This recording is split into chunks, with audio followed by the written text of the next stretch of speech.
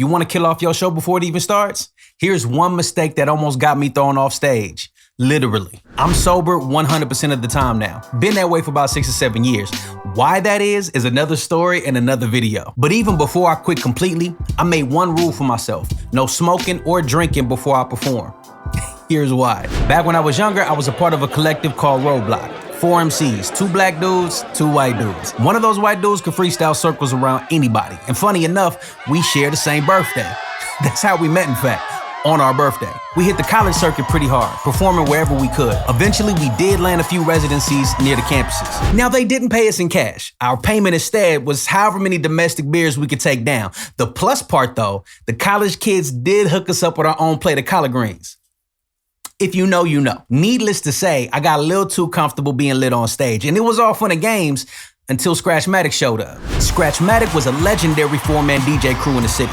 Their energy was nuts, and it matched ours, so we started rocking shows together. When Roadblock and Skratchmatik shared the stage, it felt like controlled chaos, but the good kind. Free beer, good vibes, wild crowds. I thought I was living the dream, and you really couldn't tell me I wasn't. That wasn't until this one night at the Nite Owl. That's one of the shared residencies Roadblock and Skratchmatik shared. That night, the dream nearly turned to a nightmare. We decided to merge sets, so that's 4 MCs and 4 DJs juggling beats and rhymes like pros.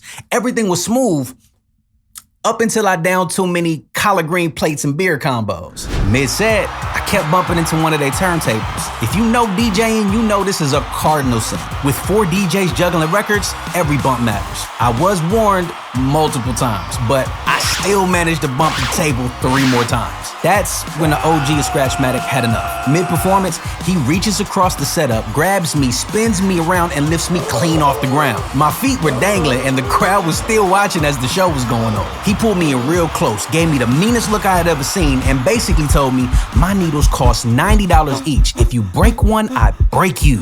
Maybe it wasn't in those words exactly, but you get the sentiment, right? Then he sets me down like a kid being put on timeout, drops the next record, and we finish the set. Now, I know I put on a lot of AI renditions of these stories, and it might come off as far-fetched. Here's a photo from that night to let you know it's not cap. This was taken maybe 1 or 2 moments before the final bump of that table. Long story short, that night I made myself a promise. If I ever drink before stepping on stage, I might not be walking off of it. Tap in with me, you know, tap back. Peace. Everything meticulous.